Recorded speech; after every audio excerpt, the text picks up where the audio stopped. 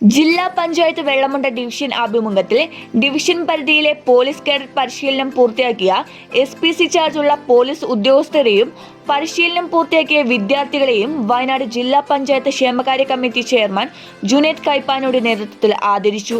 പരിപാടിയുടെ ജില്ലാതല ഉദ്ഘാടനം തരുവണ GHSS വെച്ച് നടന്നു.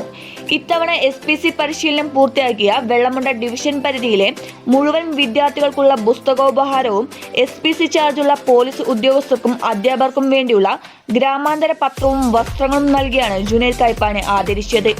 നിയമത്തോടുള്ള ബഹുമാനം, അച്ചടക്കം, സാമൂഹിക പ്രതിബദ്ധത, സേവന സന്നദ്ധത തുടങ്ങിയ കാര്യങ്ങൾ ഹൈസ്കൂൾ വിദ്യാർത്ഥികൾ വളർത്തിയെടുക്കാൻ പ്രാപ്തമാക്കുന്ന മഹത്തായ ഒരു സാമൂഹിക പദ്ധതിയാണ് സ്റ്റുഡന്റ് പോലീസ് കേഡറ്റ് എന്ന് ഉദ്ഘാടന പ്രസംഗത്തിൽ ജുനൈദ് കൈപ്പാനി പറഞ്ഞു.